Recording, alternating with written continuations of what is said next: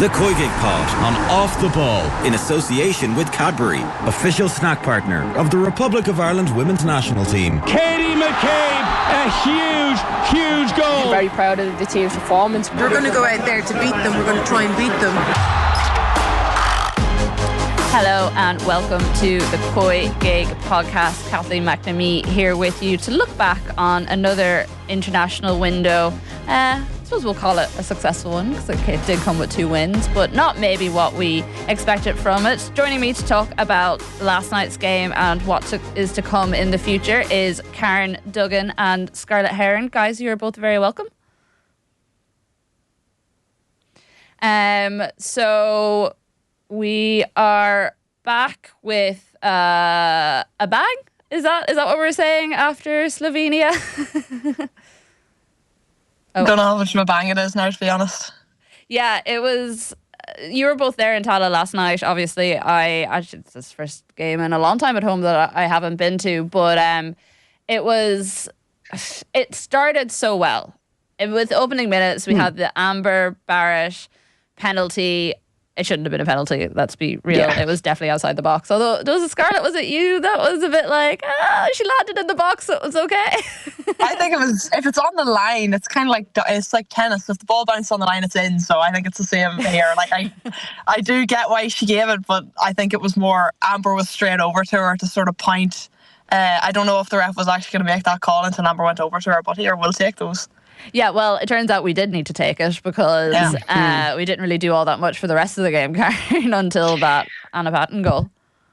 No, we didn't. Like you say, we were not back with a bang, back with a gentle whimper over the course of the 2 games, I would say. I don't know what I expected. You know, obviously off the back of such a heavy defeat in Slovenia, a lot of questions were asked and we were saying, okay, we have to answer them in this window. I don't know, did we do that? What I felt after it is that myself, I was probably overly critical because we did get 6 points and that's obviously it's a results game. We all know that. That's what we want. We want to get results. The word good out there. Yeah, I didn't want to say good. So it's a results game, but I think myself looking in, I can see that the players are trying their best, and Carla is working on something. But I think, personally, I feel like I need to temper my expectations a little bit now. I do think that we had certain highs in League A where, you know, we had the France game and we had, you know, there was a bit of a buzz created and stuff like that. And we had the days out at the Aviva and, you know, maybe that kind of masked some of where we're at because we've obviously lost Julianne and Niamh Fahey and a lot since then. So it's not easy to just fill those boots. I think we have this expectation now that these young players coming through, they can just do it. And I'm looking in and I'm thinking that like they're trying hard, their effort is there. They've all gone professional and stuff, but the game intelligence element for me is still slightly lacking. And I think it's in and around the goal yesterday, we just didn't take any chances.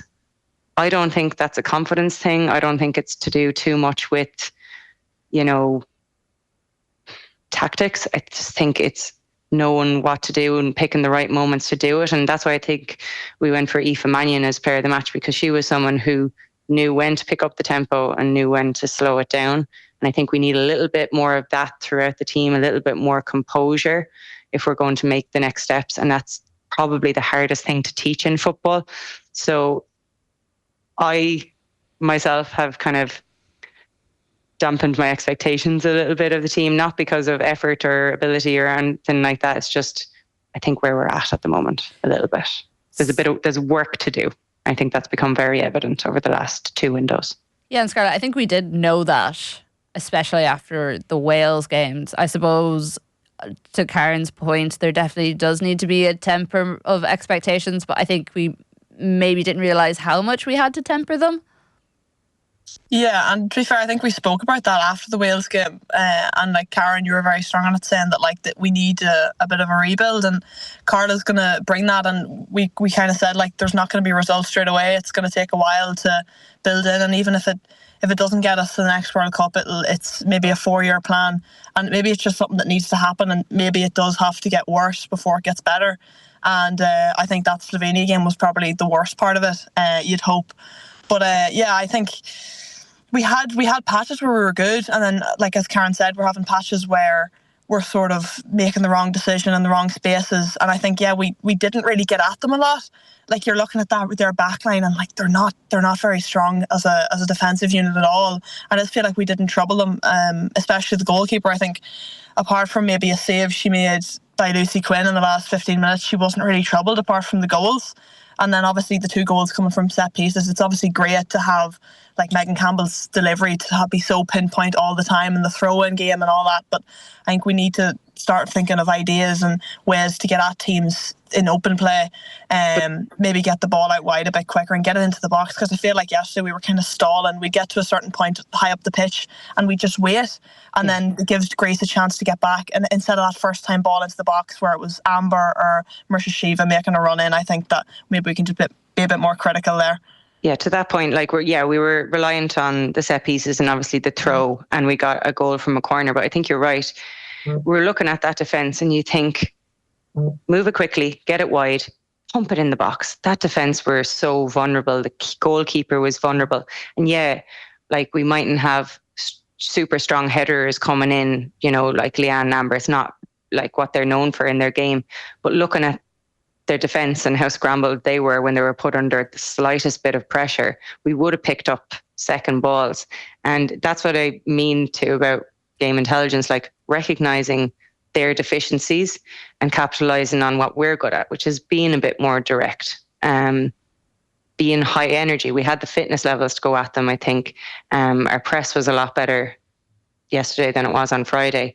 But you shouldn't always be relying on instructions from the sideline. Obviously, you want to implement a game plan, but also you need to recognise those opportunities on pitch. And I think we went central too often and allowed them to bank up. And there was points of the game where I saw Anna Patton up at the edge of the box, and we just closed down our own space.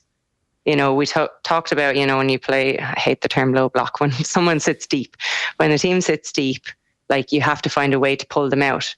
Adding more and more of our own players into that, it doesn't help, particularly when you're not going down the route of trying to cause chaos and bombarding balls into the box. If that's what you're doing, absolutely fine. Have someone pump it in from long and cause the chaos up there. But we were trying to play little passes and we weren't sure of them, because we definitely haven't worked on enough patterns under Carla's tenure to be able to do that yet. And I'm not sure we had the players on the pitch to do that either. I think we missed a little bit of Rucha's guile when it came to like picking out those key passes. But look, at the end of the day, they still won, and that's what we take from it. I think this was the perfect window again for Carla, because she can come away from it and say, we got 6 points, but we've had another 2 matches now where we can really identify what needs to be worked on. I think we were so shell-shocked by the Slovenia game, we didn't really know where to start because there was so many elements to work on. But I think there's small areas that we can focus on to go to Turkey with. And I think, like Scarlett said, it's knowing when to go wide and when to whip it in the box and getting numbers in there, knowing when to try and drag teams out, and it's not being over eager in those moments and having the composure. I think though they were evident to us, so you'd hope that someone of Carla's standards, she can pick those things, and she should only concentrate on 1 or 2 things at a time, because like I said, we don't have the huge amount of on-field coaching like we had when like Niamh Fahey and all was there. So if we drill in those 2 or 3 areas of improvement, we should be overturning a team like Turkey and Slovenia, to be honest, even though I was quite impressed with them. Yeah, I think everyone was quite impressed with them, and they had a fairly decent game against. They actually didn't have. Sorry, what I was going to say was the opposite. Was they ran into similar problems as we did against Turkey in terms of the result against them, which gives us like a window of hope for that game that's coming up. That one's in Parc y Cuivre in June. Is it June 3rd? The Slovenia one, Slovenia which one. we now have to win by 5. By the way. It's fine. It's all fine. Scarlett, in terms of what Karen's saying there and getting the opportunity maybe to see a little bit more, and I know we've focused on maybe some of the more negative sides in, that game intelligence, the ability to maybe think outside the box and not be looking for instructions, whether it's other players around you or from the sidelines. We did also get an opportunity to see quite a few different players over the time. You had the likes of Saoirse Noonan coming on last night, and because of a mixture of injuries and then also obviously Katie's suspension, we had to make those changes. Was there anything positive that you saw coming out of that for us? Yeah, well, I thought in the game even Megan Campbell, how much she played as well. Like, it's been a while. Yeah, no, definitely. It's great to see her back in, and obviously she offers us so much. I know just her set plays, but also just her intelligence on the pitch, and probably offers that bit of leadership as well as one of the more senior players. But as well, I thought in the first game this window, I thought Jessie Stapleton was really, really, really good. Obviously, she's been playing in midfield when we were under Eileen Gleeson, and I think now centre half has always been her position. I know she's always played a mixture of both, but I think centre half's really where she's utilised best, and I thought she was really impressive, especially in the first game. Just like really calm on the ball, that composure, able to, like, as Karen said, slow the game down when we need to and quicken it up when we need to, and obviously got her goal as well, which is great. As well, it was, as you said, it was great to get Saoirse Noonan back on the pitch. It's been a while since obviously she's been back in camp, and I think her performances at Celtic have she's there on merit, like she deserves to be in there. And I thought she did really well, sort of like Amber, like really, really good at the hold-up play and sort of trying to link up play between the midfielders and the wingers. So I thought the two of them were really positive. Obviously, get a bit of consistency in the back four would be good. I know Katie obviously was suspended for that last game, but I think the next thing now, obviously Anna Patton played well last night as well, would be to get that back four solidified a bit more and get them clicking together and just like understanding their way of playing, because obviously Jessie's new in that back four, and then as you said, Megan Campbell isn't really has been in and out of the team the last while, so I think that's the next thing to look at. I actually have questions around what will happen to the back four, and it's like you say, it's the area you want consistency, but we're realistically going to fit Katie back in left back. Then you're talking about Megan and the leadership she brought. Is it a toss-up between Megan and Jessie? And if you're saying this is a longer-term project, obviously you're looking at Jessie. Aoife Mannion, who for me is one of the calmest players on the pitch and kind of brings that instruction and the Niamh Fahey element to it. She's also a brilliant centre-back. And we've also got Heather Payne to come back in. Now, looking at where we are in terms of wing options, we would probably be better to utilise Heather maybe in a more advanced position, just because Lucy Quinn was good yesterday, but again, not her natural position on the left, and we're struggling a little bit there, so it might be an option to push her on, but that's a bit of a headache coming up. Like, obviously it's a good headache and you want to have options, but Louise Quinn, she has to come back from injury. She has to make a plan. She has to make a decision, and it's going to be one of the hardest decisions that she does have to make, because that's the one area that we're fairly robust in. Karen, you know what I'm going to ask you now. Go on. If you were to make that decision, what would you be doing? Like, you talked about the differences there in terms of if everyone was fit, you had all your options on the table in front of you, what way are you going? I'll ask Scarlett too if it makes you feel any better. Yeah, at the moment, like, I don't know. I think if you're looking at getting all your best players on the pitch, you keep Aoife right back. Even though I think she could be I think she would be an excellent centre half for us, but I think you keep her right back so that you can continue with Stephanie, Anna Patton, Katie. And then your question is, are we building for now, and do we get as much as we can out of Megan Campbell, or do we look at Jessie as the long-term option?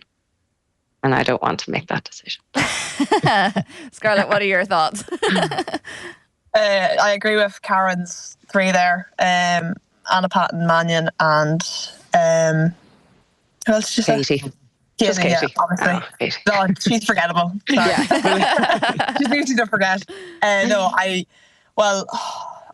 I'd personally go with Jessie, especially as a centre half. I think that Megan's obviously better as a fullback, in my opinion, and it's hard for her. Obviously, she's against Katie in that area. So I think for a centre half position, I think we're looking at Jessie, and we haven't even mentioned Caitlin Hayes either, who obviously has fallen out of favour with Carla for whatever reason. But I think if you're looking at, we're talking about that rebuild, and I know it's like getting the best out of your players at the time, and you're looking at Megan, who probably only has a few years left. But I think even on form, I think Jessie still has a bit to go, obviously, because she's only a young player, but I think that she deserves that starting place at the minute. So I think on form, I think Jessie deserves to be in there.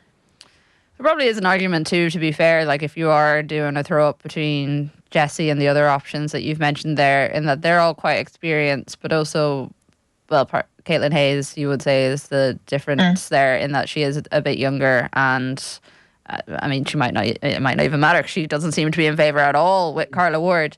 I mean, even if you're looking at the likes of Louise or Megan, you know, you're not expecting 90 minutes necessarily off either of them. And are they, I suppose it's the question of, are they ones that you want coming off the bench and stabilising things, or do you want them stabilising things from the start? Yeah, you start that type of player. That's in my opinion. And I was a little bit surprised that Rusha didn't start. I know you're managing minutes, but I think that while she's fit and available, she should probably play. But then again, it's the same question as with Megan and what we're looking towards, what we're building towards here. The number 6 is the position that's rotated the most over the last campaign. Megan, Rusha, Jessie, Tyler, like they've all had a stint in there at some point, even the Liag. So again, it's another position that needs a bit more stability. Rusha can't do that if we're in a double header window. But when she's fit and available, she is the person who brings that kind of calmness that we need in midfield and just that spatial awareness. And she's also well able to put in a tackle. So that's another tough one. To know what's best to do. You really need to know if we're building for now, which is results game and get the confidence back up, or if they're looking, if I was Carla, I would continue to try and just get results right now, looking at how things went for Eileen and just how it's a 2-year contract and just how fickle obviously we all are as football fans.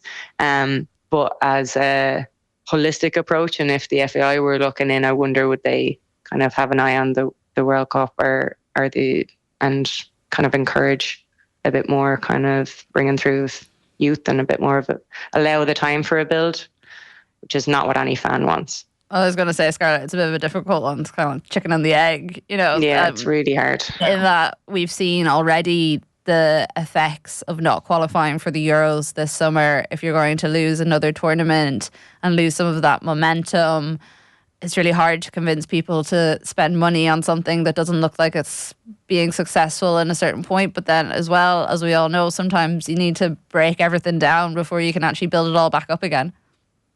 Yeah, like it's tough. And even last night, you're kind of like, I was looking around town and I was like, feels a little bit empty. Like, I know there was nearly 6,000 there, but we were definitely breaking those numbers pre-Wales disaster. But it's unfortunate, yeah, and I think that was always the sort of the biggest downside maybe of not qualifying, is losing the bounce that we got from the World Cup, and just hoping now that it doesn't fall off completely. But obviously, like, yeah, it needs to, if it's going to be a rebuild, it's gonna take a dip before it goes back up again. But I think if we stay consistent with these results, and if Carla can get us out of this group back into League A, then hopefully the attendance come back up. And obviously, when you're playing against bigger opposition, it's a bigger appeal. Like, you look at the France game in Parky Kiev last year, like, and the amount that was attracted to that game versus when you're playing a team like Slovenia, I'm just not sure if it will get the same attention.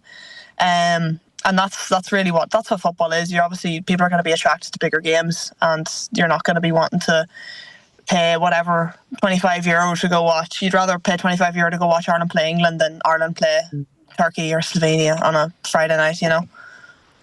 Yeah, it is definitely, it's a difficult sell. I mean, as much as I obviously want the team to be successful, you would hope, it would be great if we could do these things in tandem, I suppose, that you could still be able to build and bring players through. And maybe it is a case of what you were kind of saying there, Karen, is if you're concentrating on one or two things at a time, maybe it is possible to balance the two a little bit better. I mean, because we've never exactly been a fully developed side either. You know, even when we qualified for the World Cup, there were still plenty of areas where players were younger, or we were like, we could do with a little bit more. Yeah, we brought in the likes of Sinead Farrelly, you know, like things that plug the gap, and then Julianne came back after that, and that's always going to be the case. We're always going to be dipping in and trying to find creative ways of plugging the gaps that are very obvious, and they might be short-term solutions. And that's just unfortunately the situation that we're in because we don't have the established under 23s. Like if the 23s were there, and they're allowed to be part of competitive competitions, then they're getting that experience and they're getting that exposure to a really high level. The step up becomes a lot easier, becomes a lot more seamless because you're in and around the same setup. And look, there's so much to go into. I think that, you know, we should all be starting from underage. We should all be learning to play the same system. We're asking about this new system now, and we're saying, the girls were referencing it in some of their interviews and stuff, but it's 4-3-3. And, you know, they were saying it is, you know, it is a mindset shift and all that from playing with a 5. But the mindset shift was the fact that we had like loads of possession and then knowing what to do with it. Like that's really doesn't have a huge amount to do with our shape. It's just about like knowing what each other are doing and patterns and all that. And we don't really have a philosophy that has been brought up through the underage structures right the way to senior. So that's obviously a big ticket item that would need to go back to the drawing board. But yeah, just to go back to the matches, I guess we take it. We just take the 6 points and we use it as another learning opportunity. It's great to get a learning opportunity and pick up 6 points. So if we're looking to take a positive from it all, you know, we got 6 goals and we now are more aware of some small deficiencies that can be easily worked on. And we survived a game and a half without Katie. We survived a game and a half without Katie, yeah. We're running out of time, unfortunately, but just very briefly as well, just want to mention the under-19s, because we are talking about development, and they were so close yesterday to getting a brilliant win against France. France, they levelled it and then they scored in like the dying moments to get a 2-1 win. But Scarlett, we talk a lot about the development and going from the under-19s into the senior squad and not having that gap and plugging it anymore. But this is exactly why, because this under-19 team is so impressive and has been impressive, and they're getting these sort of results. Yeah, no, exactly. Like, they were brilliant. Obviously had a bit of a blip against Wales as well, but the thing about that You just don't team, mention the Welsh anymore on this podcast. They're bad. No, they're bad. Yeah. We're just having a bad luck at the minute with Welsh. But yeah, like, they're such a talented group, and you even see, like, watching the game yesterday, and like they want it so much and they're trying so hard, they work so hard together, and it's so disheartening now to obviously have them lose out in the chance of qualifying and overturning such a big nation like France. And it does show us, like, the French are renowned for obviously their football, and it does show us, like, we're close. Especially like in the underage rankings, like, I think we can put it up to any team, and that needs to bleed through now to the seniors. Like, why can't we go and take points off big teams in big competitions, you know? And like, yeah, it's unfortunate now that's the end of the underage journey for a lot of those girls. And it is the thing of what next for them. Obviously the development squad is developing at the minute, but we'll have to see what happens with that. But it's obviously a disappointing end to a few of those girls' underage careers with Ireland. Obviously they'd want to qualify like they did last year, because that was such a great journey for all of them, and obviously such a great experience, and really gave us a boost as well. Like, to know that our underage teams, like, I don't think we'd qualified since maybe it was 2012, 2014. So it shows us we're right up there at the underage levels, and if the underage teams can build up through the ranks and be a successful nation, like, why can't all those players go through to the senior setup and give us the same success? Exactly that. I must offer my apologies to Brona, who very kindly stepped in to produce this podcast today and has a lot of Welsh families. We won't totally ban Wales from this podcast. Karen, Scarlett, thank you very much. I hope you enjoy the peace in between international breaks. We'll obviously be back with all the action from the WSL. The COYGIG Pod on Off the Ball is brought to you by Cadbury, official snack partner to the Republic of Ireland women's national team. We will chat to you all again very soon. The COYGIG Pod on Off the Ball in association with Cadbury, official snack partner of the Republic of Ireland women's national team.